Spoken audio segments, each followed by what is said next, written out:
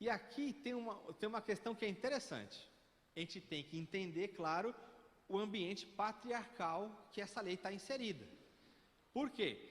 Porque quando você verifica aqui, você vai olhar que a purificação da mulher, quando ela tinha um filho homem, era um período, e quando ela tinha uma filha mulher, claro, era maior. Então, ou seja, quando nascia uma mulher, tinha que se purificar mais. Então era mais impura. Olha só o que já vem na mente. Aí fala, tá vendo? Quando nasce uma mulher, a mulher tem que se purificar mais, porque o que saiu dela é mais impuro do que se fosse um homem. Aí essa interpretação deu base para você ver a exploração feminina naquelas culturas antigas. Vamos ver isso? Capítulo 12, verso 2. Diz assim: fala aos filhos de Israel, dizendo: se uma mulher conceber e der à luz um menino, será imunda 7 dias. Olha que linguagem forte, né? Você lê assim a Bíblia, fala, a mulher concebeu e ela vai ser imunda por fazer isso, mas isso é a coisa mais gloriosa, que é trazer uma pessoa à existência. Mas lembra, a gente está falando aqui de um contexto antigo e de um contexto que não tinha os cuidados que nós temos hoje. Então havia uma preocupação muito grande com essa questão de enfermidades, de contaminação. Por isso que você vai ver uma linguagem dessa, que para muitas pessoas isso aqui é um absurdo, né? Você vai falar assim, como é que na Bíblia, que a palavra de Deus pode conter isso? Só que a Bíblia, ela não é um livro que é um ET, ela não é um livro que caiu do céu. Ela é construída junto da sociedade que está vivendo aquele momento. Então os mandamentos de Deus, como a palavra de Deus mesmo fala, eles vão aumentando. É como a luz da aurora, que vai surgindo até ser dia perfeito. Então aqui nesse contexto tribal, de onde eles estão saindo lá da escravidão, da exploração, a gente vê uma linguagem dessa, mas nós temos que entender o contexto da época. Verso 3, né? E no 8º dia se circundará ao menino a carne do prepúcio. Então a circuncisão aqui é o 8º dia. Depois ficará ela 33 dias no sangue da sua purificação. Nenhuma coisa santa tocará. E não entrar no santuário, até que se cumpra os dias da sua purificação. Então tinha todo um ritual, né? Ela se tornava impura mesmo. Olha o verso 5 agora. Mas se der à luz uma menina, será imunda 2 semanas, como na sua separação. Depois ficará 66 dias no sangue da sua purificação. Por isso que os judeus religiosos da época de Jesus, eles tinham aquela oração que eles faziam, que eles agradeciam a Deus, né? Os homens, por eles não serem pagãos e por não ter nascido mulher. Porque a mulher era considerada impura, era de uma classe inferior. Então você imagina, por exemplo, o escândalo que Jesus causou quando Jesus ele colocou a mulher numa posição elevada. As mulheres seguiam Jesus, né? Lucas 8 fala que as mulheres até patrocinavam Jesus. E a pessoa que recebe a incumbência do Senhor para anunciar a sua ressurreição é Maria Madalena. Então, olha só que privilégio, né? As mulheres em Cristo, elas têm uma posição dignificada. O verso 8 fala acerca do pobre. O que o pobre tinha que oferecer aí quando fosse partir para essa purificação. E é através desse texto, Levítico 12, verso 8, que a gente vê que Jesus, a família de Jesus era pobre. O texto está lá em Lucas, capítulo 2, do versículo 21 ao 24. Nós não vamos ler, mas se você quiser acompanhar depois, você veja que quando Jesus ele é apresentado no templo, a oferta que é dada na purificação de Maria é uma oferta de um pobre. São os pombinhos aqui que são entregues. Ok? Capítulo 13. Aqui é acerca de uma doença que era muito grave na época, né? Que para nós hoje não é tão escandalosa, mas naquela época era muito grave, que era a lepra. Então tem várias prescrições aqui acerca da lepra. A gente vai ver isso no capítulo 13 e no capítulo 14. No capítulo 13, você pode ver o verso 11, que tem uma questão interessante aqui. Não tem como a gente ler tudo, irmãos, mas a gente vai tentar aqui pegar as coisas mais específicas e especiais de cada capítulo para trabalhar com vocês. Levítico 13, 11 fala assim: lepra inveterada é na pele da sua carne, portanto, o sacerdote o declarará por imundo, não o encerrará, porque imundo é. O que nós temos que chamar a atenção aqui é que o sacerdote na época, ele tinha essa autoridade de designar alguém como puro e impuro. Por quê? O sacerdote ele tinha que analisar as condições de saúde. Ele está fazendo o papel do que aqui nesse momento? De um médico. Então ele está fazendo o papel de um médico. Vocês entendem porque era coisa grave a bebida forte para eles? Porque eles vão ter que analisar funções muito específicas e fazer com que às vezes as pessoas sejam excluídas da comunidade por causa de doenças, por exemplo. Então aqui ele vai declarar, é o sacerdote que faz isso. Olha o verso 46. Todos os dias em que a praga houver nele, será imundo. Imundo está, habitará só. A sua habitação será fora do arraial. Então o leproso ele tinha que viver fora do arraial. Tem um filme que é um filme antigo, que depois ele foi regravado. Não sei se vocês já assistiram. Ele era o filme que até a época do lançamento do Titanic, ele era o filme que tinha ganhado o maior número de Oscars, que chama Ben-Hur. Não sei se já viram o Ben-Hur. No Ben-Hur, o que acontece lá? A mãe dele e a irmã, elas ficam leprosas, né? Que elas vão lá, elas são presas e elas ficam leprosas. E no filme mostra lá a cidade deles, né? Onde eles viviam lá. Então é bem interessante de visualizar. Era como se fosse uma caverna, eles lá todos cobertos, né? E eles gritavam imundo, imundo. Eles se declaravam como imundo e ninguém podia chegar perto. Aqui tem essa conotação. Tem que ficar fora do arraial. Só que olha o que acontece. Isso aqui é um rito de exclusão social. Então depois tinha que fazer o quê? Quando o leproso ficasse curado, ele tinha que ser declarado limpo, aí ele ia fazer parte da comunidade. O que Jesus faz? Quando Jesus cura os leprosos, quando ele cura alguém de uma enfermidade que traz a exclusão, o que Jesus falava? Vai lá e se apresenta ao sacerdote. Não é que Jesus era a favor do sacerdote naquela época. Não. Mas o que Jesus está falando? Você vai lá e se apresentar para ele para que você seja declarado limpo e você passe a fazer parte da comunidade novamente. Então, quando Jesus começa a curar as pessoas, o que ele está fazendo?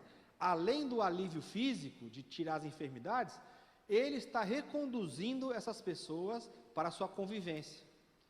Por isso que nós falamos que o evangelho era marginal. Ele ia buscar as pessoas da margem, as pessoas que não podiam ter a convivência. Então Jesus ele faz isso quando ele cura as pessoas. Ele consegue trazer essas pessoas para o seu convívio. Um outro exemplo em Cristo muito bonito é o endemoniado gadareno. Aquele homem lá, ele estava fora de qualquer situação.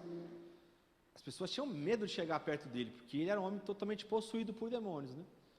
Quando Jesus cura aquele homem, qual que é a maior notícia que Jesus dá para ele? Você imagina, aquele homem ali, ele queria andar com Jesus, mas Jesus não permite.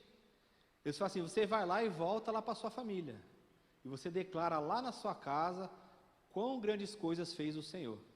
Então, aqui no Levítico, a gente vê como que essas enfermidades, e aqui no caso a lepra, ela causava uma exclusão nas pessoas. Por quê?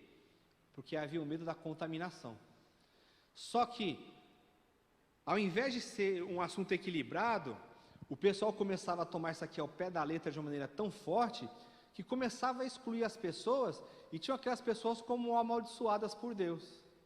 Então, as pessoas tinham um verdadeiro pânico dos leprosos, porque essas pessoas que eram enfermas, elas eram vistas como pessoas sobrecarregadas de maldição. Quer um exemplo disso? Vamos lá em João capítulo 9. Quando Jesus ele vai curar um cego de nascença, qual que é a pergunta que os discípulos de Jesus fazem para ele? Quem pecou? Olha só como que era vista a enfermidade. Quem pecou? A pessoa nasceu cega, ela nasceu debaixo do quê? De uma maldição. Na visão deles era isso. Algumas pessoas fazem isso, né?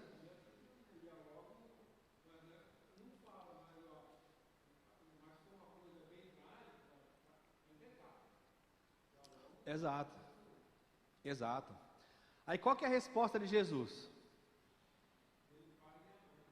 Então, não é a questão do pecado. Jesus, você concorda que Jesus ele não responde positivamente? Ele só fala assim, não é uma questão do pecado, é para que se manifeste a glória de Deus. Mas ele não fala assim, ele nasceu cego por causa disso. Ele não faz isso. Por porque não convém saber essas coisas. Nós não temos que questionar essas coisas. Isso aí está no assunto da soberania de Deus. Então Jesus fala assim, vai se manifestar a glória de Deus nele. Então esse aí era o contexto. Veja o verso 59 do Levítico 13, o último verso do capítulo 13. Diz assim, esta é a lei da praga, da lepra, na roupa de lã, ou de linho, ou do fio urdido, ou tecido, ou de qualquer coisa de peles, para declará-la limpa ou para declará-la imunda. Então até as vestes da pessoa que tinha lepra recebia a conotação de impura, imunda, e depois ela era tida como limpa, caso houvesse a purificação. O capítulo 14 também trata dessas questões, aí fala do ritual que o sacerdote tem que fazer, depois que ele é sarado, depois que o leproso é sarado. O que vai chamar a atenção é o verso 32, Levítico 14, 32. Ele fala assim, esta é a lei daquele em quem estiver a praga da lepra, cujas posses não lhes permitirem o devido para a purificação. Então tinha lá uma questão também do pagamento, tinha um ritual lá, e claro, tinham pessoas que eram pobres, que elas não poderiam arcar com os custos, então também a lei previa essa questão do pobre, ok? Capítulo 15, imundícias do homem e da mulher. Vamos ver como está na versão de vocês, eu vou ler aqui o verso 2, ver se está diferente. Levítico 15, verso 2. Falai aos filhos de Israel e dizei-lhes, qualquer homem que tiver fluxo da sua carne, será imundo por causa do seu fluxo. Está assim na sua versão?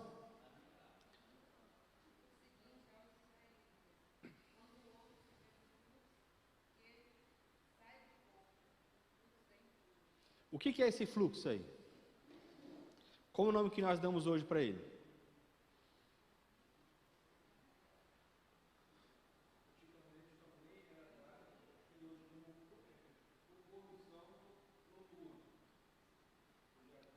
É mais para frente a poluição noturna.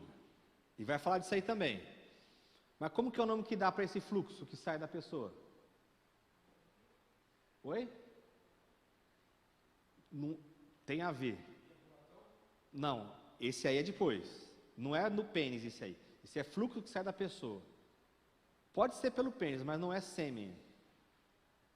Foi hemorragia. Mas hoje a gente dá um nome chamado de corrimento. Isso aqui é como se fosse o que nós chamamos de corrimento, Agora é o sêmen, verso 16. Também o homem, quando sair dele o sêmen da cópula, toda a sua carne banhará com água e será imundo até a tarde. Aí entre os casos também depois, como a gente fala, o irmão citou aí, poluição noturna, quando o sêmen é eliminado de maneira involuntária. Não é isso? Quando a pessoa está dormindo e aí o sêmen é lançado fora. Aqui é tratado como impureza, mas lá no Gênesis 38, quando fala de Onã, que lançava o sêmen na terra, a condenação ali não era em si somente por lançar o sêmen na terra, é porque ao lançar o sêmen na terra, ele não queria lançar o sêmen dentro da mulher, então ele não queria dar para a mulher uma geração, aí é abominação, ele não queria dar posteridade para a mulher, então na hora da ejaculação, ele lançava o sêmen na terra, aí deram o nome da masturbação de onanismo. Aí fala, masturbação é lançar o sêmen na terra. Sim, mas a passagem ali não está tratando disso especificamente. Fala de um sêmen lançado na terra, mas porque o homem não queria dar a posteridade para a mulher. Então esse nome onanismo, ele vem de Onã, lá de Gênesis 38. Verso 19, fala do fluxo da mulher também, Mas a mulher, quando tiver fluxo, e o seu fluxo de sangue estiver na sua carne, estará 7 dias na separação. Então, ele vai trabalhando essa questão da impureza de homem e mulher. 25. Também a mulher, quando tiver o fluxo do seu sangue, por muitos dias fora do tempo da sua separação, ou quando tiver fluxo de sangue por mais tempo do que a sua separação, todos os dias que a sua separação for dada, será tida como imundícia. Então você vê que essa questão das coisas que eram eliminadas do corpo, seja o corrimento, seja o sêmen, seja a menstruação, o fluxo do sangue, era tido como impureza. Por isso que isso aqui eles atribuíram muito valor. A irmã falou de hemorragia. A gente vai ver no Novo Testamento casos de pessoas que estavam hemorrágicas, né? Aquela mulher lá do fluxo de sangue, né? Por isso que ela falou hemorragia.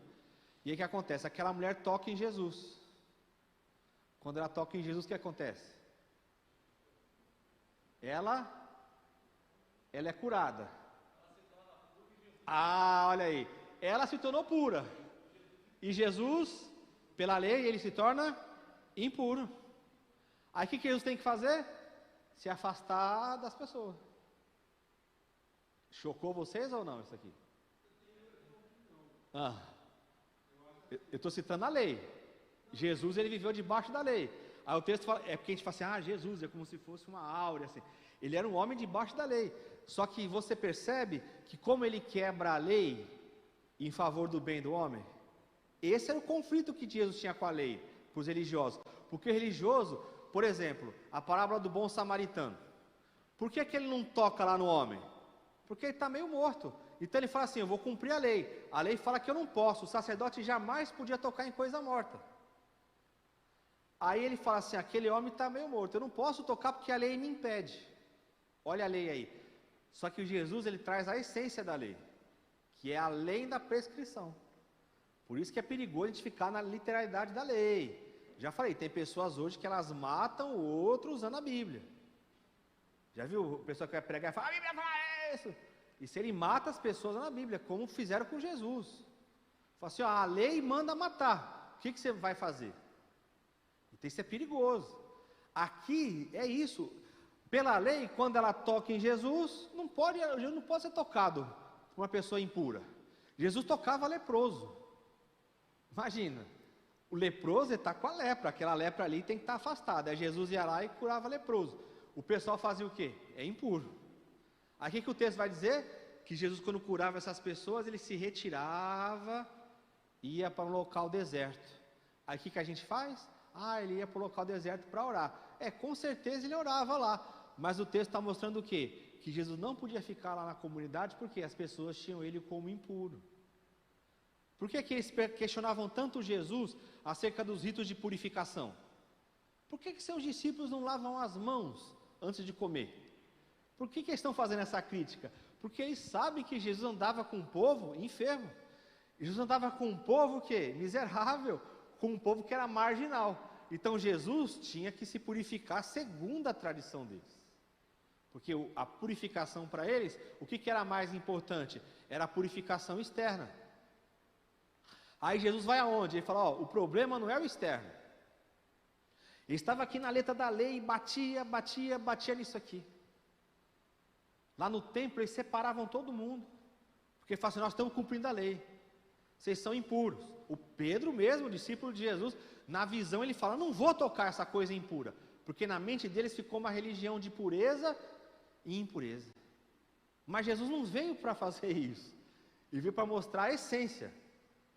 Aí você imagina o conflito. Jesus está andando com um pessoal que é tudo impuro. Com gente que é prostituta.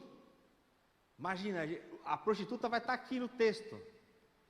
Ela é impura também, ela não podia tocar em ninguém.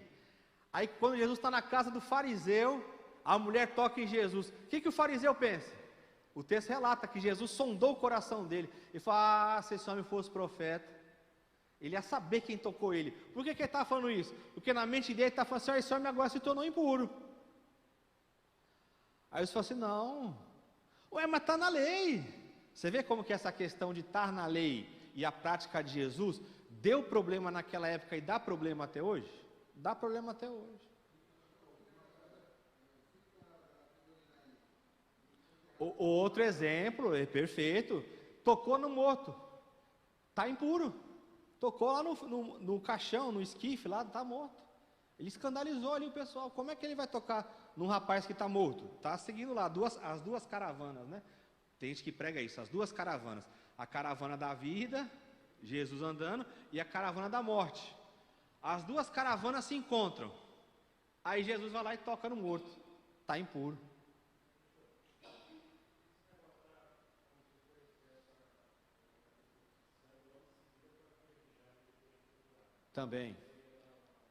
Também, exatamente. Outro problema.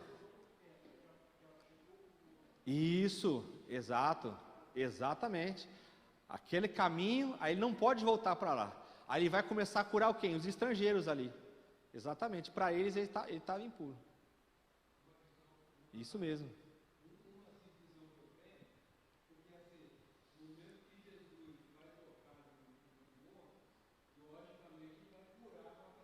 Sim.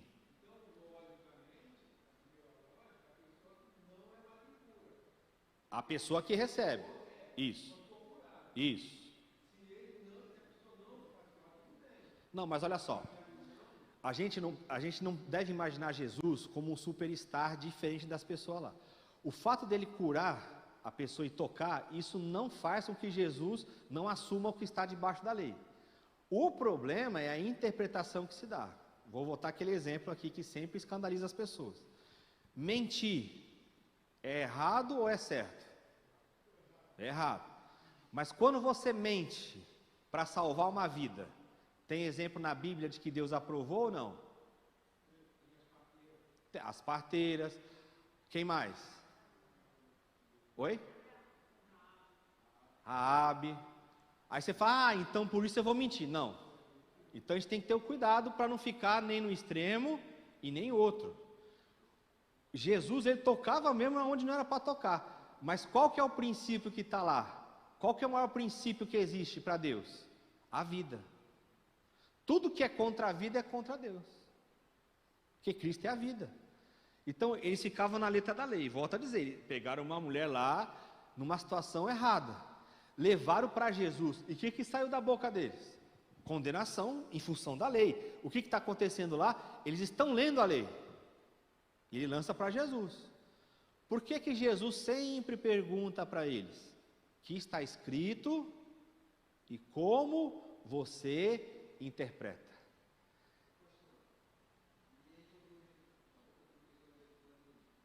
É, exato. Isso. Esse aí não sabe nem o básico do Evangelho. Ele não lembra nem da morte de Jesus. Que Jesus é morto como um bandido para eles.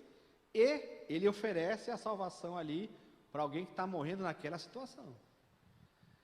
Você imagina Jesus crucificado como um bandido ao lado de dois bandidos, alguns falam até que eram 4.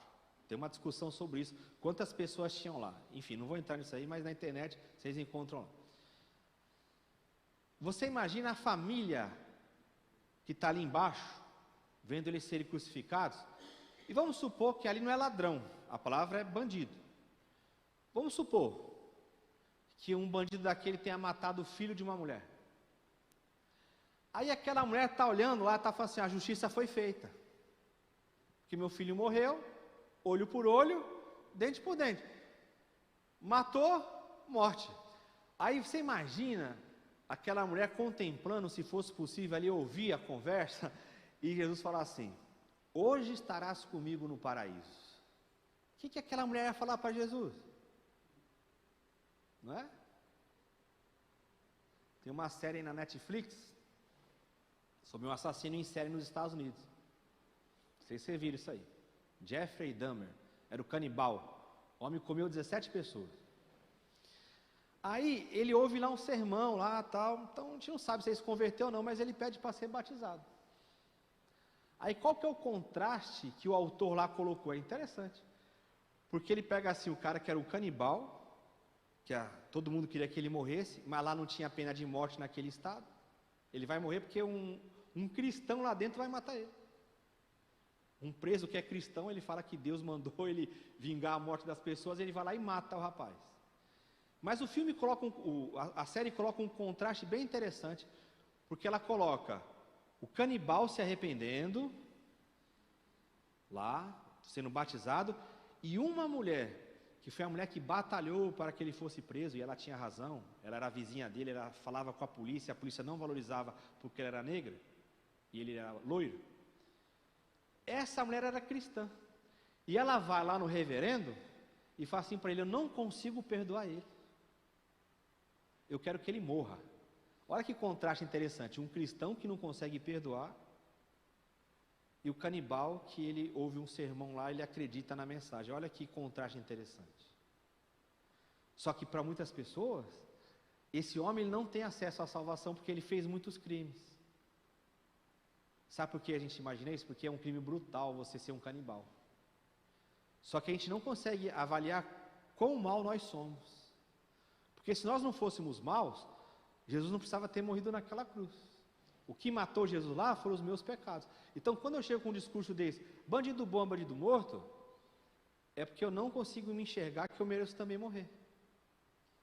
Porque se Deus for aplicar a justiça dele fora de Cristo, se for pegar o Antigo Testamento e aplicar na minha vida, eu estou morto. Ninguém. Porque Jesus falou assim, se você odeia o seu irmão, você é assassino. Eu nunca assassinei ninguém não, irmão. Nunca matei não. Deus me livre. Aí fala assim, odiou alguém? Já teve ódio de alguém? Você é um assassino aos olhos de Deus. Eu nunca adulterei, nunca traí minha mulher. Você já olhou na rua para uma mulher com uma intenção impura? Jesus falou que isso é adultério. A graça não é uma graxa. Ela não permite você fazer tudo. A graça, ela mostra que a gente não consegue nada. Que aos olhos de Deus, se nós não estivermos em Cristo, o que nós estamos? Debaixo dos nossos pecados. Só que a religião, ela valoriza o quê? O externo. Aí Jesus chega para os fariseus e fala o que para isso? Fala, olha, vocês são como sepulcros caiados. Você olha por fora, é bonito. É o rito da purificação. Tudo limpinho. Eu lavo a minha mão 5 vezes por dia. Eu tomo banho 3 vezes por dia. Não toco coisa impura. Não ando do lado de gente pecadora. Mas Jesus fala assim, dentro de vocês tem coisa morta. O que é que contamina o homem? É o que entra ou o que sai? É o que sai porque está lá no coração. Aí eu sou assim para ele, ó, é do coração de vocês que nasce tudo de ruim. Mas por quê? Porque eles pegavam a lei e interpretavam a letra da lei no externo. Por quê? Era fácil, falar assim, ó, você não pode adulterar com a mulher do seu próximo. Aí eu chegava por dentro, desejava a mulher, fantasiava com a mulher, sonhava com a mulher, mas não tocava na mulher. Aos olhos do povo eu estou o quê? Santo. Mas aos olhos de Deus não. Então a religião ela enganava nesse rito. Por quê? Eles criavam as regras dele, aí se encontram com um homem que não é um sacerdote segundo Arão, com um homem que não faz parte da elite do templo, com um homem que é pobre, que vem de um local como Nazaré. É a mesma coisa que chega lá em Nova York e a pessoa conhecer o Brasil e fala assim, de onde você veio? Só fala assim, ó, Duque de Caxias. Aí a pessoa vai lá e fala assim, alguma coisa boa pode vir de Duque de Caxias? Aí era a situação de Jesus. Aí Jesus começa a pregar o reino de Deus e vai contra a elite religiosa, que usava da lei. Qual que era a acusação que eles faziam contra Jesus? Quebrou a lei. Curava no sábado. Tocava em pessoas que não podiam tocar. Recebia pecadores, comia com os pecadores. O que eles lançavam diante de Jesus? O Salmo 1, não é? Ele anda aí com pecadores, ó. Aí para Jesus quem eram os pecadores? Você já imaginou? Vamos ser sinceros. Vamos tirar nossa máscara aqui agora. Se ele estivesse lá na época de Jesus e olhasse ele pregando assim contra os religiosos, que para nós era o padrão, assim como é hoje. E aí você olha Jesus e fala assim, os publicanos e as meretrizes, eles vão entrar no reino de Deus na frente de vocês. O que a gente ia falar de Jesus? É liberal. Sabe o que era essa frase? Era como chegasse hoje e os falasse assim, ó, os homossexuais, eles vão entrar no reino de Deus na frente de vocês. Você quer hoje despertar um religioso e você fala de homossexual com ele. É como se você falasse do diabo encarnado. O pastor pode trair, o pastor pode roubar, pode apoiar político, pode enganar o povo, pode fazer um monte de coisa. Mas se ele fala assim, não irmão, vamos deixar o homossexual em paz, aí pronto. Porque tem que ter um bode expiatório. Na época de Jesus, quem que era? Os leprosos, os marginalizados. Qual que é o bode expiatório da nossa geração evangélica? Os homossexuais. Aí você tem que perguntar por quê que é isso? Porque tem que ter um bode expiatório e geralmente eu vou criticar aquilo que me fere. que me fere se o camarada está lá tendo a vida dele lá? O que me fere, às vezes, é que eu tenho isso dentro de mim. E eu não sei lidar com isso. Então eu tenho que condenar no próximo. É a mesma coisa que Jesus fez naquela época. Por que Jesus não tinha problema com essas pessoas? Porque Jesus veio salvar essas pessoas. Ele não veio trazer condenação para eles, ele veio salvar. Mas hoje, se você falar isso, nos ambientes religiosos, isso assim é liberal. Isso aí já afundou, não segue a Bíblia. Aí você fala, mas qual que era a prática de Jesus? Como é que Jesus trataria a questão? Você acha que na época de Jesus não tinha esse pessoal andando com ele, ele vivendo com essas pessoas, ensinando o reino de Deus para essas pessoas?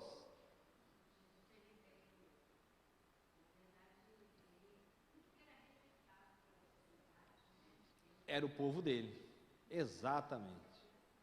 Perdido. Não entendiam. Os bons não precisam de médico. Aí o que a gente colocou? Uma barreira em quem merece entrar no reino e quem não merece. Por quê?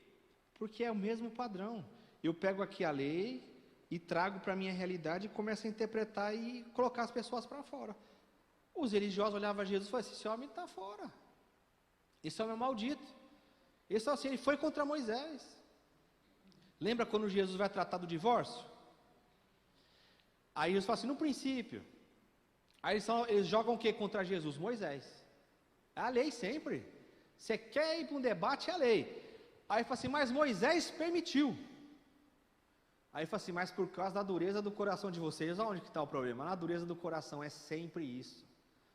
No religioso ele tem coração duro, coração obstinado. Aí a palavra não entra. Um cristão, ele nunca é um homem que condena as pessoas.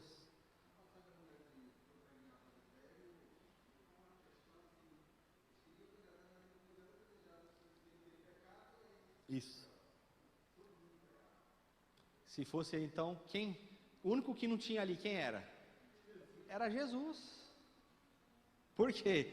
Eles pegavam esses textos da lei e aplicavam à torta e à direita. É um perigo fazer isso. Capítulo 16, qual que é o cuidado que tem que ter aí? Sacerdote. Aí o que é? O sacerdote quando ele vai adentrar o santuário, não é isso? Vamos ler o verso 13. E porá o incenso sobre o fogo perante o Senhor, e a nuvem do incenso cobrirá o propiciatório, que está sob o testemunho, para que não morra. O que esse não morrer aqui traz sobre nós? Quando a gente já leu aqui, sobre sacerdote morrendo, o que vai lembrar a gente? O quê? O que lembra essa questão da morte? Lembra o sacerdote que morre? A gente estudou aqui já. O que está na mente deles? Ó, aqui tem uma ordem para o sacerdote não morrer. Ué, já teve sacerdote que morreu? Sim ou não? Quem que morreu? Capítulo 16, verso 1. Olha o contexto aí.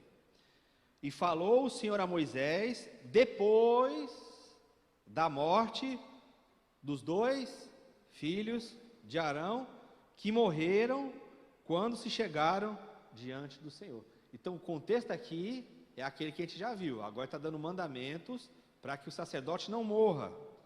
Então ele tem que fazer o quê? Tem que saber entrar e tem que fazer o sacrifício por ele mesmo. E a partir do verso 15, ele vai fazer o sacrifício o quê? Pelo povo. Então tem um mandamento aqui para eles. Sempre rememorando os filhos de Arão que morreram por oferecer fogo estranho diante do Senhor. Então aqui tem todo o ritual que é muito detalhado. Então em casa vocês podem ver que tem todos os detalhes para que eles não fizessem alguma coisa errada. Capítulo 17, fala dos sacrifícios. O sangue de todos os animais deve ser trazido à porta do tabernáculo. Não é isso? Por quê? Qual que é o propósito? 17, verso 5. Para que os filhos de Israel, trazendo os seus sacrifícios, que oferecem sobre a face do campo, os tragam ao Senhor, à porta da tenda da congregação, ao sacerdote, e os ofereçam por sacrifícios pacíficos ao Senhor. É outro daqueles modelos de sacrifício que a gente já leu. E aí o que vai desembocar isso aqui? O verso 10, ó. E qualquer homem da casa de Israel ou dos estrangeiros que peregrinam entre eles, que comer algum sangue, contra aquela alma que comer sangue, porei a minha face e a extirparei do seu povo. Ou seja, quem comer sangue tem que morrer. Por quê? Verso 11. Porque a vida da carne está no sangue, pelo que vos tenho dado sobre o altar, para fazer expiação pelas vossas almas, porquanto é o sangue que fará expiação pela alma. Aí vamos pegar isso. O texto fala que a vida está no sangue. O que o ambiente religioso faz? Não pode transfusão de sangue. Aí você fala, mas a transfusão de sangue visa o quê? Salvar a vida. Você acha que Deus é contra salvar a vida? Ou é a favor de salvar a vida? Deus é a favor da vida. Deus nunca vai te condenar se você é a favor da vida. Mas a regra religiosa pega isso aqui e interpreta que não pode fazer transfusão de sangue. Só que aí dá uma bagunça na mente do pessoal. Por quê? Aí vem lá um líder lá, fala assim, não pode fazer transfusão. Aí daqui a pouco vem um lá que muda. Aí tem a publicação do pessoal lá. Já pode fazer transfusão. Aí depois não pode. Aí depois pode. Não, é uma questão do Estado. Se o Estado... Aí começa a mudar o entendimento. E aí o que você vê acontecer? Pais que deixam o filho morrer para cumprir o mandamento religioso. Aí você fala, você acha que Deus tem prazer nisso? Você vai deixar seu filho morrer, ele podendo viver, podendo receber a transfusão de sangue? Essa pessoa não tem o Espírito, porque o Espírito é vida. Ela tem o quê? Uma interpretação religiosa que é a favor da morte. O zelo de agradar a Deus é o zelo errado. É o que Saulo fala, né? O Paulo, é um zelo sem conhecimento.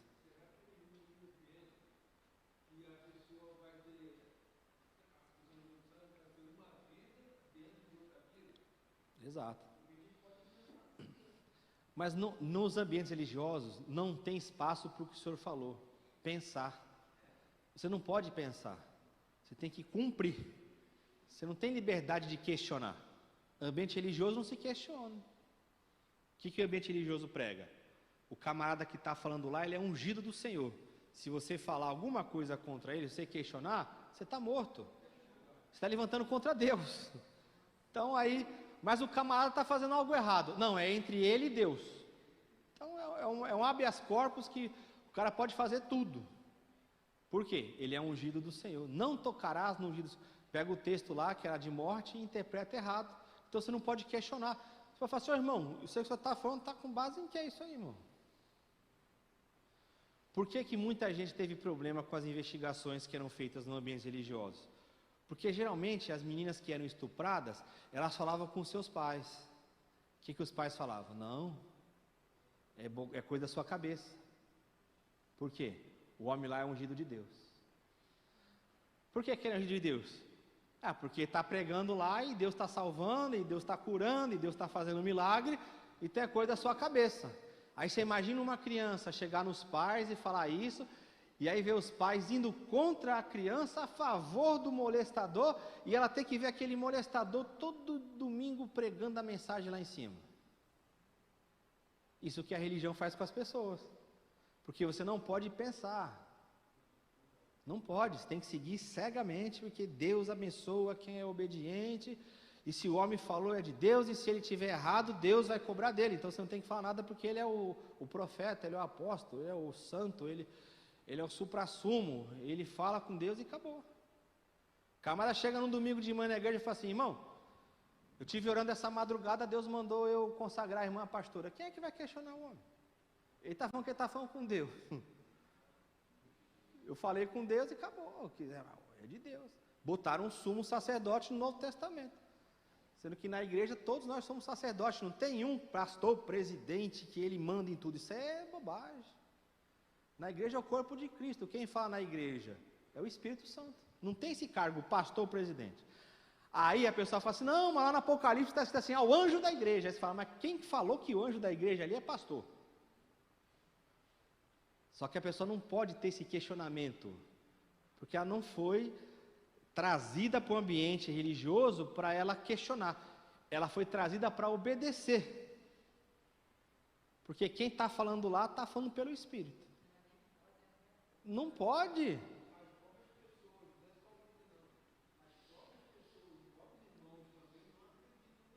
É.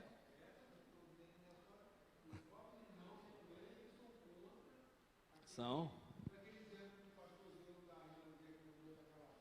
Exato. Isso. Exato. Essa questão no Brasil ela é muito forte. Por quê? Porque o Brasil é um país que ele admira pessoas assim. Porque nós viemos de um processo de colonização. Então, quais são as igrejas que têm um progresso grande no Brasil? Igrejas que têm homens fortes na frente. Pode ver as igrejas que mais avançaram. Tem lá um coronelzão mandando. Aí quando essa pessoa morre, o que acontece? Acaba. Por quê? Não tem mais aquela figura forte. Pode pegar exemplo de várias denominações aí. Que tinha um camarada lá que era forte, impunha pela força, tinha lá rigidez, Deus e amor, citaram aí. Por que está aquela bagunça na Deus e amor hoje? Porque o Davi Miranda morreu. Aí passou para a mulher dele não tem estrutura para levar. Passou para as filhas, surgiu briga entre as filhas, passou para o neto quer mudar aquelas coisas todas. O menino agora quer pregar o evangelho, não quer mais pregar uso e costume. Acabou aquela igreja. Está definhando. Por quê? Era centrada no homem forte. O que vai acontecer com a Universal quando o Macedo falecer? Vai dividir. Essas Assembleias de Deus grandes que tinham aí, quando o coronelzão morreu, o que aconteceu? Rachou. Madureira, rachou. Missão, rachou. Aí vai saindo um monte de igreja da Assembleia de Deus. Vai surgindo. Aí esse aí, quando morrer, o filho dele não vai assumir. Aí vai rachar de novo. Por quê? São igrejas centradas em homem forte. O que aquele homem fala é lei. A pregação lá qual que é? Autoridade espiritual. Se o seu pastor é ladrão, você não tem que falar. Deixa ele com Deus. Você fala, meu Deus do céu. Eu estou obediente ao Senhor. Não, você não está obediente ao Senhor. Você está num cabresto. Você não tem nada de espírito aí. Porque se tivesse espírito, você ia ter o espírito dos espíritos. Você ia ter a palavra profética para falar que isso é um erro. Mas o que acontece? Isso é um fator cultural que pega muito bem no Brasil. No Brasil, quem é tido como cheio do Espírito Santo? Quem grita. E a Bíblia fala assim, tire do vosso meio a gritaria. Está lá em Efésios. Mas tem que gritar. Porque é o estereótipo que foi criado. O que é música espiritual em muito ambiente? É sanfona e forró. Aí você fala, só tem movimento quando tem sanfona? Não, não é espiritual. Sabe o que é? É a vontade de dançar. Aí agita o corpo. Eu sou crente, eu não posso dançar. Eu não posso ir lá dançar uma música romântica. Tá? Onde que eu vou me soltar? Aquilo está dentro de mim. Aonde que eu vou soltar isso aqui? No reteté. Aí no reteté você vai lá e aí tem Espírito Santo nisso? Não tem. Mas por que o povo é iludido? Porque o povo não se dedica às Escrituras Sagradas. Por que a Flor de Lis iludiu um monte de gente? Porque ela gritava, porque ela falava em línguas, porque ela falava que era do fogo. Vai lançar o livro dela agora aí, Flor de Lis, a pastora do diabo. Vai mostrar os rituais satânicos que ela fazia, as orgias que ela fazia. Mas por que bombava lá? Porque não tem palavra, não tem estudo. Vê aqui, estudo bíblico, quantas pessoas vêm? Mas trouxer um cantor famoso aqui, enche aqui. Porque as pessoas, elas gostam de movimento. Elas não gostam de palavra. Isso aqui não é aqui não, é em todo lugar. Nós estamos vivendo tempos difíceis. Tempos de engano. A palavra sumiu dos locais. Não fala mais de Jesus, da cruz, da renúncia. Por isso que o pessoal vai atrás de político, vai atrás de ideologia, vai atrás de falso profeta. Isso acontecia na época de Paulo. Imagina. Paulo fala assim, os últimos dias chegaram. Eles vão cercar de mestres segundo as suas próprias concupiscências. Está escrito isso. Aí a gente quer ser mais santo que a santidade. A gente quer ser mais realista que o rei. Não, irmão, é isso mesmo. O pessoal é atraído pelo falso. Não é simples. O evangelho, ele entra na raiz. Ele vai lá e destrói. Ele vai lá e fala assim, meu Deus, como eu sou pecador. Meu Deus, como é que eu vou falar dele? Meu Deus, como é que eu vou me apresentar diante do Senhor? O evangelho me questiona como é que eu vou falar para os irmãos, assim diz o Senhor, se eu não estou com a palavra do Senhor. Aí o camarada solta um assim do Senhor, o negócio não acontece, ele vai lá na rede social e fala assim, não, olha só, é porque ali não era uma palavra direta, era uma palavra profética que dependia da... Eu falo, meu Deus. Só que ninguém reclama, sabe por quê? Porque o povo não conhece a Escritura Sagrada, meu irmão. O meu povo está sendo destruído porque falta entendimento. Aí o verso seguinte fala o quê? A culpa é do sacerdote, é dessa figura que nós estamos lendo aqui, ó. O sacerdote. Por quê? O sacerdote se preocupou com o quê? Com fazer com que a família dele prosperasse. E isso aí não é o que acontece hoje em dia? As pessoas se preocupam com o quê? Com a família. Quem são os nossos heróis na igreja hoje? Não são os missionários. No passado era um missionário. No passado, quem que a gente valorizava? Falava assim, isso é homem de Deus, é a mulher de Deus. Era aquela pessoa que tinha uma condição financeira boa, por exemplo, abria mão de tudo para ir lá para o campo missionário. Ele fala assim, meu Deus, essa pessoa é de fé. Quem que a gente admira hoje? A pessoa que veio do nada e chegou na igreja e agora tem um monte de coisa. Só que isso não é evangelho. Isso aí você encontra na maçonaria, no marketing multinível, em um monte de local. Você fala para uma pessoa assim, ó, o Márcio é um irmão abençoado. O que já vem na nossa mente? O Márcio tem dinheiro. Você não fala assim, é um irmão que se parece com Cristo. Não é. Aí você fala isso aí o que as pessoas falam? Mas irmão, isso aí está tão claro na Bíblia, por que o povo ainda insiste? Aquela coisa que a gente comenta. Sabe por quê? Porque é aquilo que o povo quer. Eles vão se cercar de mestres, segundo as suas próprias concupiscências. Aí eu, para ter o dinheiro de vocês, eu tenho que vir aqui e falar palavras que vão agradar o ouvido de vocês. Se eu falar o evangelho, vocês não me convidam mais. Não é assim que esse pessoal vive? Aí eu analiso aqui, qual que é a característica dos irmãos aqui? É assim que é feito. Você quer ganhar dinheiro no meio evangélico, é assim. Você é convidado para uma igreja, você analisa a estrutura da igreja, vê lá no Facebook e tal. Aí você já traz uma mensagem que vai agradar o pessoal. Então aqui não tem uso e costume. Eu venho aqui e falo, porque essas igrejas aí que tem uso e costume, mas não tem o Espírito e tal. Aí agrada. Aí eu vou numa igreja que só pode pregar de terno e gravata e não pode ter barba. Eu vou lá, porque as igrejas aí de fora estão liberal, mas aqui Deus ainda mantém a chama da lá. Aí pronto, você agrada todo mundo. Mas isso, uma frase que o Schaeffer uma vez falou, ele falou assim, ó, a marca de um falso profeta é que ele quer agradar a todo mundo. Cuidado com o pastor que está sempre sorrindo para você, te abraçando e agradando você, cuidado. O falso profeta, ele agrada a todo mundo.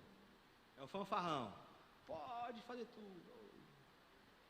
Esse não tem cuidado com a sua alma, não tem, porque ele quer agradar a todo mundo. O que ela gosta? Eu vou lá, examino o que ela gosta e converso com ela assim. O que eles gostam? Eu vou lá e dou. É o sacerdote que o pessoal fala, né? Que não deveria ser esse conceito. Porque todos nós somos sacerdotes hoje. Todos nós. Não tem um sacerdote. O único sumo sacerdote hoje é Cristo. Todos nós aqui somos reis e sacerdotes.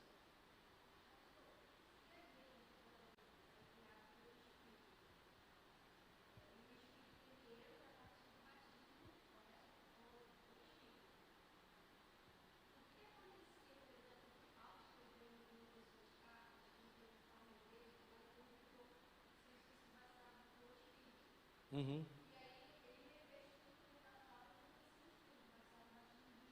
Sim.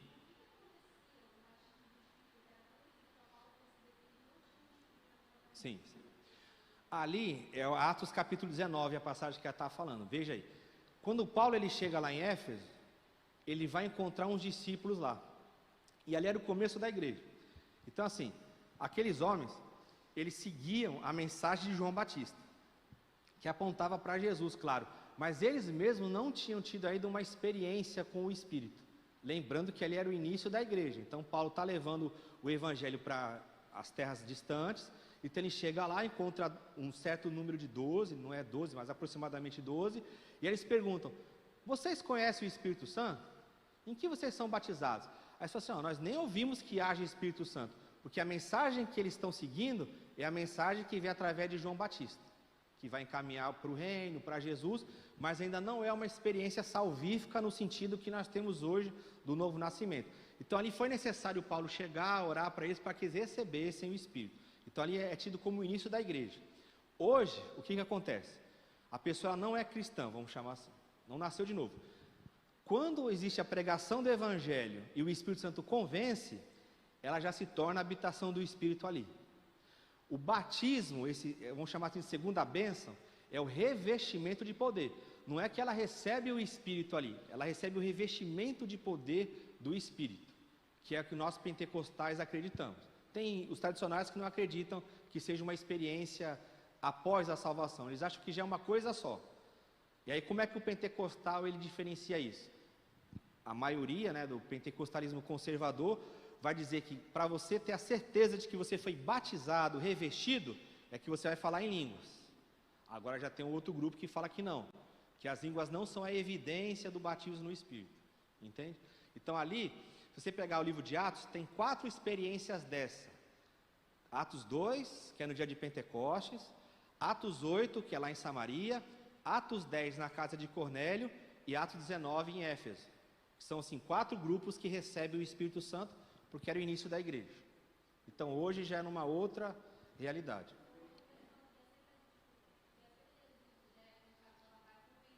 Isso. Recebe. Hoje recebe. Hoje sim. Boa pergunta. Boa pergunta. Boa pergunta. A gente tem que começar a analisar, será que ela nasceu de novo, de fato? Porque se é nascido do Espírito, vai ouvir o Espírito. Porém, o novo convertido, ele ainda é um bebê. Então ele precisa de alguém ainda que vai orientá-lo. Ele não consegue ainda viver nesse nível. Ele tem que chegar aí, que você falou, guiado pelo Espírito. Jesus falou, todo aquele que é nascido do Espírito, vai ser guiado pelo Espírito. Ele é como o vento, é guiado pelo Espírito. É isso mesmo. Só que o bebê ainda, ele precisa do mantimento, ele precisa de alguém para cuidar dele.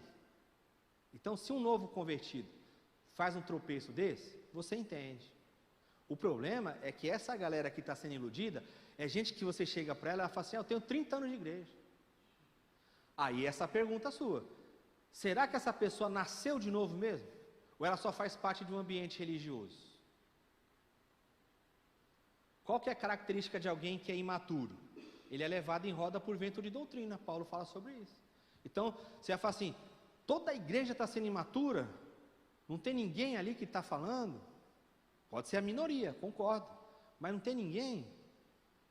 A pessoa fala que tem 40 anos de evangelho e ela ainda tem dúvida da salvação dela. Ela ainda pergunta se pode ir na praia, se pode beber, se pode fumar, se tatuagem é pecado, com 40 anos de fé. Não está. Isso, exatamente. É uma das evidências que a pessoa não nasceu. Ela está lá na religião. O Nicodemos, ele era um mestre em Israel. Ele foi falar do reino e Jesus falou assim, para. Você tem que nascer de novo. Imagina, para um homem que era professor lá. Aí quanto mais essa multidão hoje. A pessoa está lá vendo aquele rito. E está nesse que você falou. Irmão, não sei. Irmão, olha só. Hoje eu pensei em fazer uma bobagem. Eu pensei em bater na minha esposa. Eu não bati, mas eu fiquei com muita raiva. E agora? O Espírito Santo saiu de mim?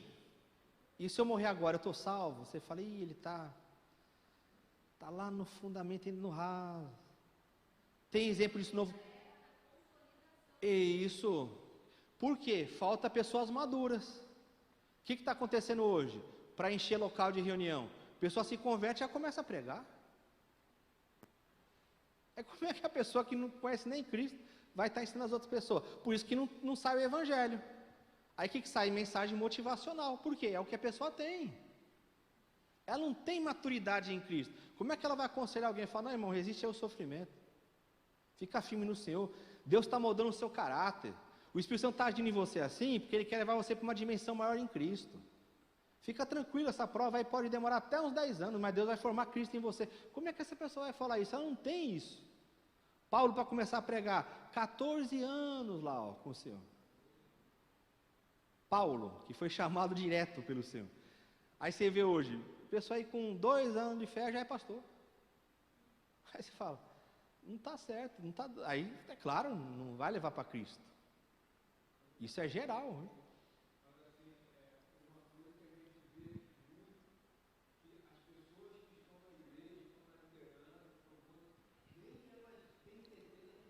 Ah, sim, isso tem.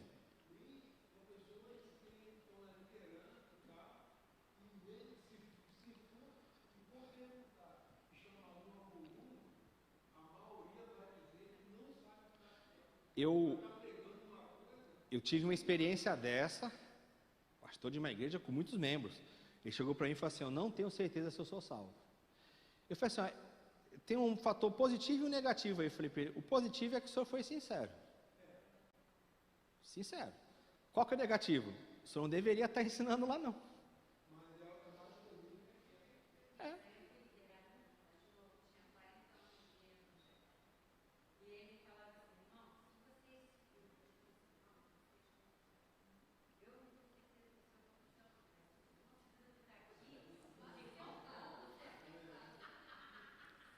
Obrigado.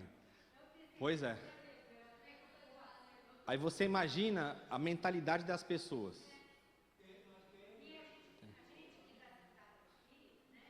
É. Que traga, que traga o alimento. A certeza, né? É. Isso. Uma coisa é a pessoa chegar e falar assim para a senhora, ó irmã, sabe aquele texto lá de Levítico 19 que eu falei aquele dia? Eu estava errado. Aquela passagem lá, ela não significa aquilo que eu preguei. Ela significa isso, isso, isso. Isso é uma coisa. A pessoa entendeu errado, aprendeu com o outro e falou, ó, gente, aquele negócio que eu acreditava que ia ser assim, isso aí não é nada disso. Principalmente na área de escatologia, apocalipse e tal. O cara fala, ó, não é nada disso não. A passagem aqui significa isso, isso é uma coisa, ninguém sabe isso aqui 100%. Outra coisa é a pessoa falar assim, ó, eu mesmo eu não sei se eu sou salvo, mas se vocês seguirem isso aqui, então quer dizer, isso não é uma falsa humildade. É, então, andou lá junto, isso aí.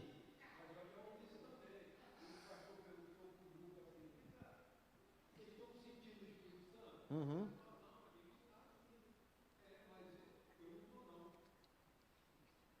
É. Não, sim.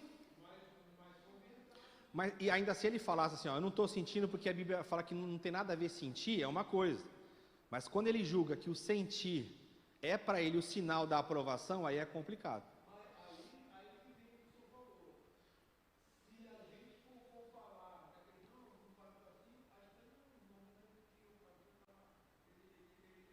É, isso, exato. Exatamente. Sim, sem dúvida. Exatamente. Levítico 18. Agora vem essa questão que o senhor falou no início, a questão da abominação por causa do culto. Quer ver? Levítico 18, verso 21. Qual o nome do Deus que aparece aí? E no verso 21, qual Deus que aparece? Moloque. Então você vê, tem relação com Moloque. Verso 22, o famoso texto do varão com varão. O que é deitar homem com homem como se fosse mulher? Abominação. E aí cita o animal também. Por quê? Tudo isso está dentro de uma prática cultual da época. O varão com varão e o animal. Tem gente que deita com animal e vira até chacota, né? Teve um líder político aí que falou esses dias aí que ele, quando era pequeno lá, tinha relação com a cabra. O pessoal riu, gostou e beleza. É, isso. Tem gente que está casando com animal. Uma coisa é você amar o animal. Não vou entrar na questão do veganismo, vegetarianismo, não estou entrando nisso. Outra coisa é isso aí, defender uma união com o animal. O animal não foi feito para isso. Então aqui tinha a ver com o quê? Com as práticas das nações pagãs. Olha o verso 24. Ele fala de contaminação, por quê? Diante das nações, ó, isso eram práticas estrangeiras que não poderiam vir no meio do povo de Israel. A partir do capítulo 19, tem várias leis que são repetidas aí. E o verso 18 é aquela passagem famosa que todo mundo aqui conhece. Olha lá, ó. Já tinha esse conceito lá no Antigo Testamento. O que diz o verso 18? Levítico 19, 18. Amarás. Está isso escrito aí ou não? Amarás o teu próximo como a ti mesmo. Já tinha no Antigo Testamento isso. Verso 27. Todo mundo aqui em pecado. Não cortareis o cabelo, arredondando os cantos da vossa cabeça, para os homens, né? Nem danificareis as extremidades da tua barba. Todo mundo aqui condenado. Versículo 28, o pessoal usa para falar da tatuagem.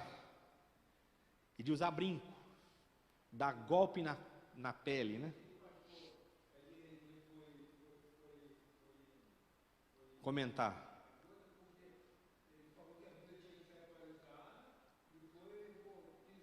Como herege.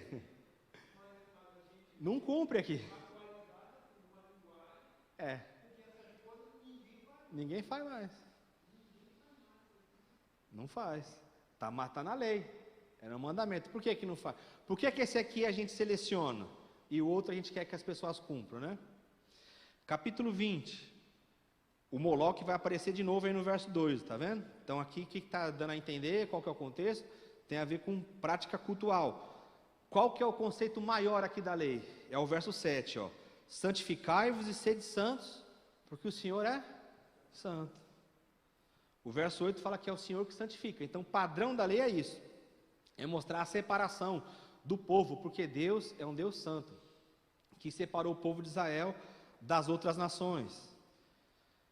Verso 23 do capítulo 20, ó. E não andei nos costumes das nações, ó. É prática cultual de novo.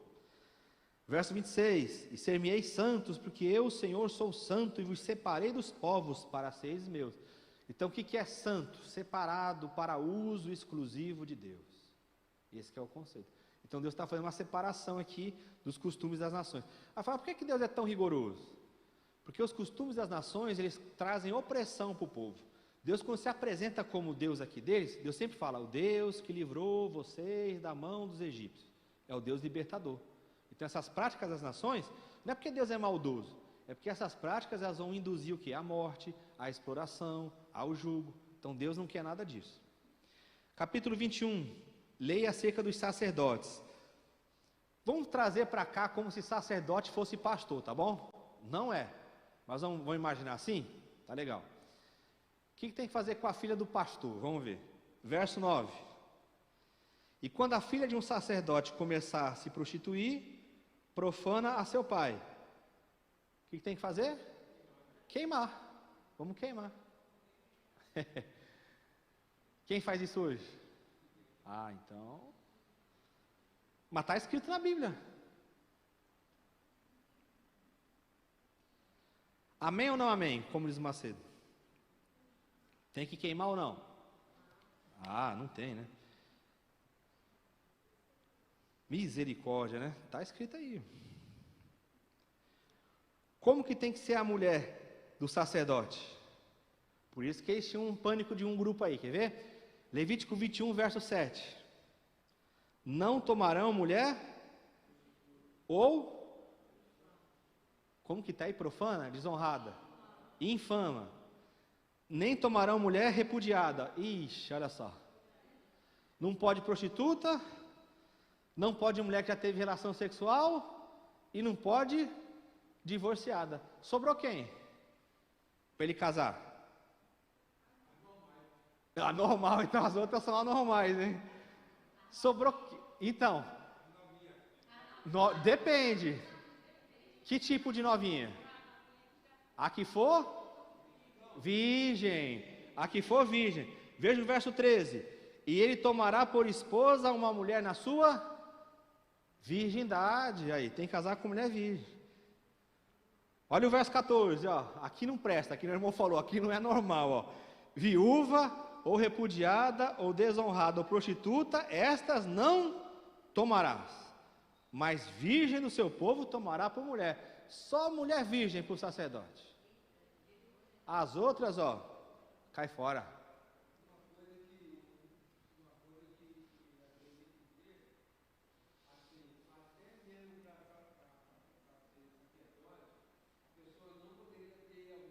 A gente vai ver agora isso, ó.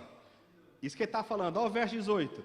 Aí você fala assim: deu a ordem das mulheres que ele tem que tomar. Ah, mas como que ele tem que ser? Verso 18: pois nenhum homem em quem houver alguma deformidade se chegará, como homem cego, ou coxo, ó, o Márcio aqui, o pessoal da Bahia está fora, ó, de nariz chato, ou de membros demasiadamente compridos, ou homem que tiver quebrado o pé, ou a mão quebrada, ou corcunda, isso aqui pegou todo mundo, ou anão, olha aí o anãozinho, ou que tiver defeito no olho, fiquei fora, ou sarna, ou impingem, ou que tiver testículo mutilado, tinha que fazer um exame completo no homem. Isso.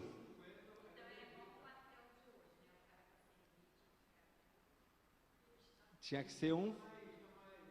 Ah, legal, né? Então não podia ser isso aí, não é isso? Olha o padrão que foi colocado. Então era um padrão de perfeição. Um homem desse só podia casar com a mulher virgem. Quando você olhava para o padrão do povo, o que você olhava? A maioria não cumpria isso, que também tinha que ser da família de Arão.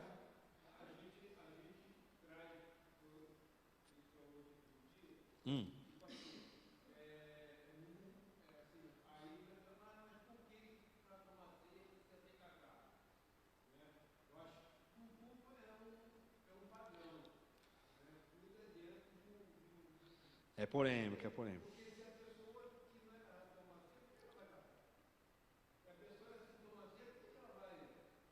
Aí que tá. Então, isso aí não dá tempo de eu tratar aqui, já está acabando o estudo. Porque assim, você vê, o padrão de espiritualidade virou o quê? Tomar ceia. E a ceia lá para eles era uma coisa normal. Tinha que ter o autoexame e só tinha que saber discernir o corpo do Senhor. Para ser batizado também, exige-se certidão. Não vou entrar aqui em detalhes que dá muito pano para manga. Mas na época lá era ouviu e batizou, ouviu e batizou.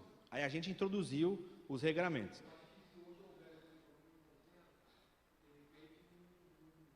Só que sabe o que é interessante, a pessoa lá que não é casada, é ajuntada, ela não pode tomar ceia, mas o dízimo recebe, né?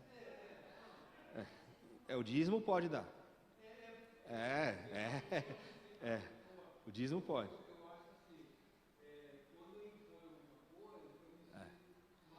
Aí eu te falo, tá legal, eu sou a favor de que a pessoa vá no cartório e case, mas e quando a igreja católica não permitia que o protestante casasse no Brasil? Ele não era casado aos olhos de Deus? Porque a gente botou regra, irmão, é complicado. Levítico 22, 19, vai falar acerca dos animais também, eles tinham que ser perfeitos para oferecer o sacrifício ao Senhor. Ok? Tinha o padrão de perfeição. Levítico 23, capítulo 23, as festas. Aí Deus era um Deus festeiro. Lembra que ele fala para o faraó: deixa o meu povo ir para me celebrar uma festa. Aí tem as festas que o Senhor queria, o sábado, a Páscoa, as primícias, o dia da expiação. Isso aqui tem tudo uma simbologia. Isso aqui é tudo sombra que aponta para a realidade que é Cristo. Não tem tempo de a gente comentar aqui, mas tem tudo a ver com Cristo essas festas, elas apontam para Cristo. Capítulo 24, a lei acerca das lâmpadas. Tinha que acender as lâmpadas lá, então tinha que ter toda uma preparação. A partir do verso 5 do capítulo 24, fala do pão para a mesa do Senhor. E a partir do verso 10, tem a pena do pecado de blasfêmia. Aqui tem um exemplo de uma situação que aconteceu lá. Olha aí a família de quem se enrolou nisso aí. Verso 10. E apareceu no meio dos filhos de Israel o filho de uma mulher israelita, o qual era filho de um homem egípcio. Entendeu aqui? A mulher era israelita e o homem era egípcio. Aí tem um filho dela. E o filho da israelita e um homem israelita discutiram no arraial. Aí tinha um que era legítimo. Discutiram. Então o filho da mulher israelita blasfemou o nome do Senhor e o amaldiçoou. Por isso o trouxeram a Moisés. E o nome da sua mãe era Selomite, filha de Dibre, da tribo de Dan. E eles o puseram na prisão, olha aí, até que a vontade do Senhor lhes pudesse ser declarada. O que era essa vontade do Senhor? Eles foram ali consultar o Senhor, né? E falou o Senhor a Moisés, dizendo: tira o que tem blasfemado para fora do arraial, e todos os que ouviram porão as suas mãos sobre a sua cabeça. Em toda a congregação o apedrejará. Você já imaginou se a gente fizesse isso aqui hoje? Ia sobrar pouco pregador, hein? Né? Quem toma o nome do Senhor em vão, blasfema, ia sobrar pouca gente. Esse dia mesmo eu recebi um vídeo de um que profetizou lá, aí deu errado. Mas deu errado, muito errado. Foi um caso aí que chocou o Brasil. Aí ele foi para a internet. Eu queria pedir perdão. Eu falei: bonito, tá ótimo. Porque eu falei assim, mas a palavra que eu dei não foi uma palavra definitiva. Foi uma palavra que dependia de eles tomarem posição, e eles não tomaram. Mas mesmo assim eu queria pedir perdão. Aí eu fui ver o vídeo de novo. Aí está lá o vídeo, o homem chega e fala: assim diz o Senhor. Vocês vão tal. Não botou nenhuma condicional.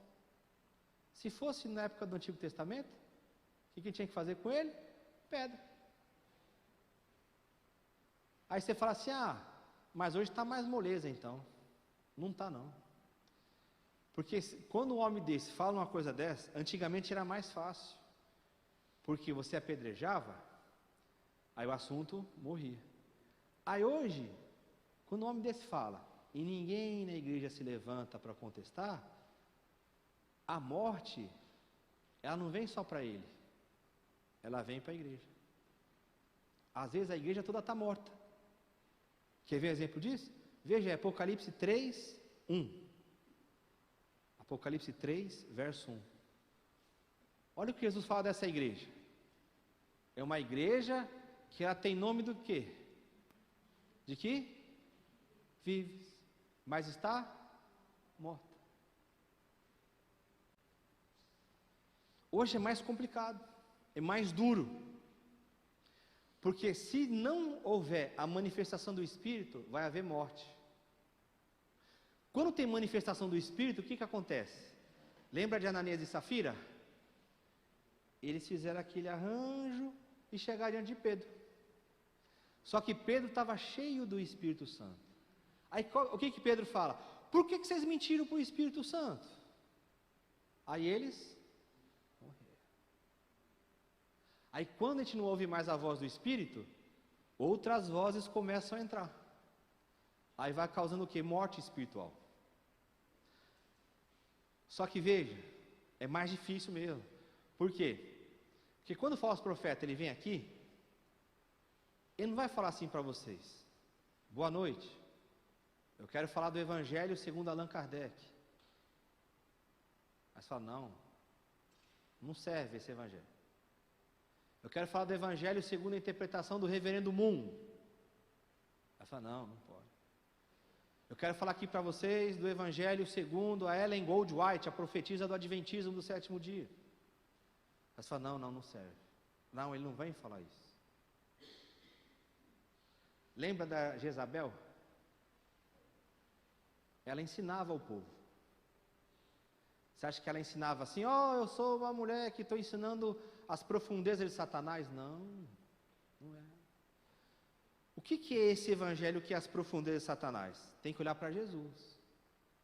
Quando Jesus foi falar para os discípulos acerca da obra da cruz, que ele tinha que ir para Jerusalém, sofrer, ser rejeitado, morrer e ressuscitar, um discípulo de Jesus, chamado Pedro, tomou Jesus de parte e começou a repreender Jesus. E falou assim: tem compaixão de ti, mestre. Isso de modo algum vai te acontecer. Palavra boa, hein? Você não vai sofrer não. Deus é contigo. Jesus olha para Pedro e fala assim: para trás de mim, Satanás. Você tem que vir para trás. Você não entende as coisas de Deus. Você só entende as coisas do diabo. Foi isso que Jesus falou? Não. Ele falou assim: você não entende as coisas de Deus, só as coisas que são do homem. O falso profeta, ele vai falar as coisas malignas na dimensão dos homens. Ele vai fazer você sair daqui feliz com você mesmo. Você vai sair daqui alegre com você. Você é o cara, Deus vai realizar o seu propósito, Deus vai realizar o seu sonho. Vê as festas que esse pessoal faz. É só essas palavras: sonho, propósito, vitória. Não tem Cristo e esse crucificado, não tem.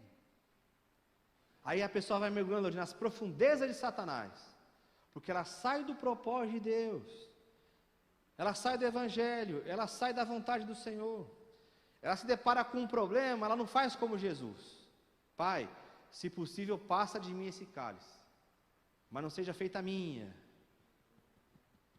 mas a tua vontade. O falso evangelho não, o falso evangelho é assim: Deus, eu vou usar a minha fé e o Senhor vai abençoar o meu empreendimento. Hoje é uma noite dos vencedores, hoje é a noite dos empreendedores de Cristo. Nós vamos sair daqui com a nossa mente mudada, com a nossa mentalidade de leão, com a nossa mentalidade de guerreiro. Isso é profundeza de Satanás, porque isso não exalta a cruz de Cristo. A cruz de Cristo é assim: não mais eu, mas Cristo. Jesus falou assim: se alguém quiser vir após mim, após-me, eu ando, você anda atrás. Negue-se a si mesmo, tome a sua cruz e me siga. Não bate com a mensagem que vocês têm ouvido nos púlpitos, não bate. Isso é o quê? Profundezas de Satanás. Isso causa o que na igreja? Morte. Por isso que o mundo está falando assim. Saudades da época em que os crentes mandavam a gente aceitar Jesus e não aceitar um candidato político. Os crentes hoje pregam a candidato político, não pregam a Jesus. Por quê? Eles estão mortos. Eles não têm mais o Espírito. Aí entra no que a irmã falou. Se tiver Espírito, tem Cristo. Ele está respirando o Cristo, está falando de Cristo, está levando as pessoas para Cristo, está vivendo o Cristo. Paulo fala assim: não quero saber nada entre vós, a não ser Cristo e esse crucificado. Eu não tenho filosofia, não quero falar nada. Porque Paulo tinha tudo isso. Ele falou assim: mas quando eu cheguei aqui, eu só quero que vocês conheçam Cristo e esse crucificado. Por quê? Cristo era a vida dele. Aí essa confusão toda que está aí, por que é? Entrou doutrina satânica. Entrou o homem no circuito. Entrou para atender a necessidade do nosso coração, que é mau. Para atender o nosso sonho, a nossa vontade. Isso aí está nos afastando de Jesus. E a gente está lá: ô glória. Por isso que Paulo fala assim: eu temo que assim como a serpente enganou a Eva com a sua astúcia, assim também sejam corrompidos os vossos sentidos, e vocês se apartem da simplicidade que há em Jesus. Vocês tiram os olhos de Cristo, e vocês começam a colocar em outras coisas. O que toma a sua mente? O departamento da igreja?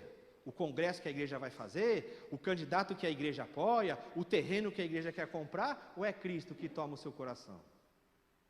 Você está defendendo o projeto de um homem, ou você está defendendo o reino de Deus? Você está debaixo da atuação satânica ou do Espírito Santo? A atuação satânica não é você cair ali relinchando, não.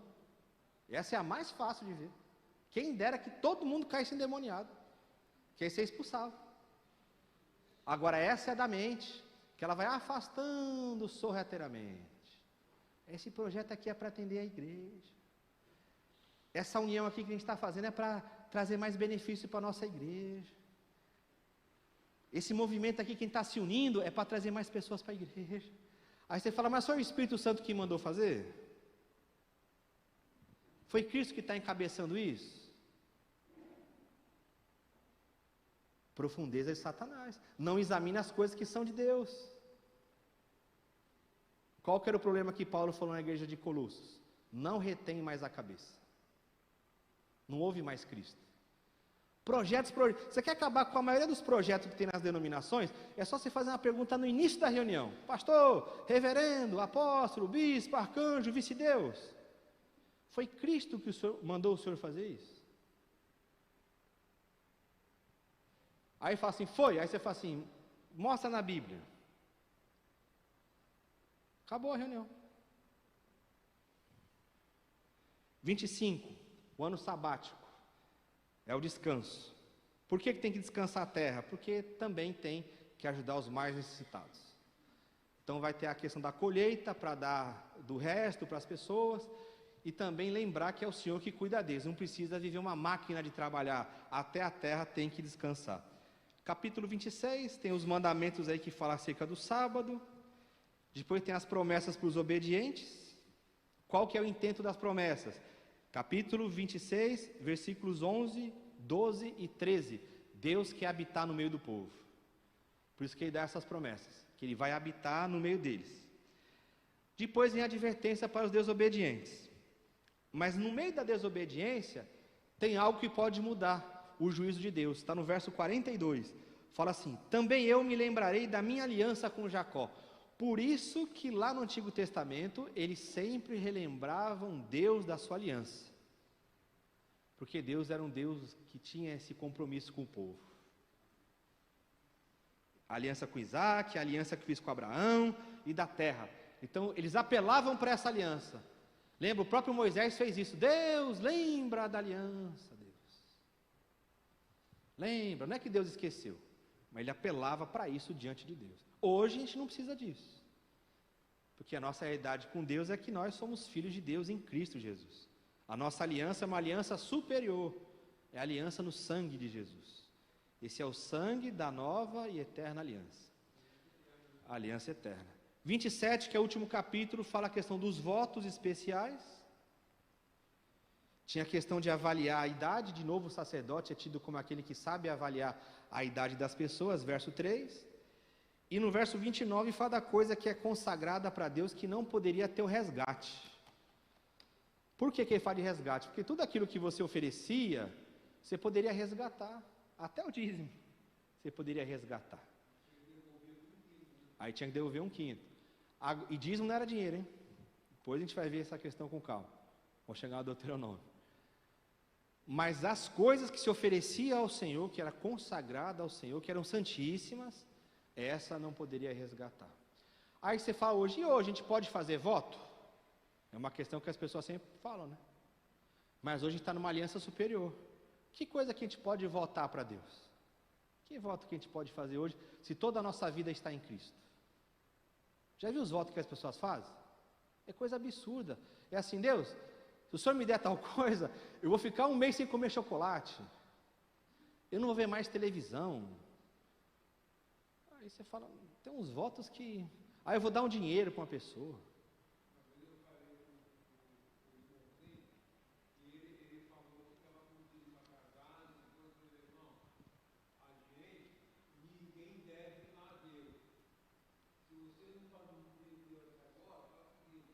É, sim.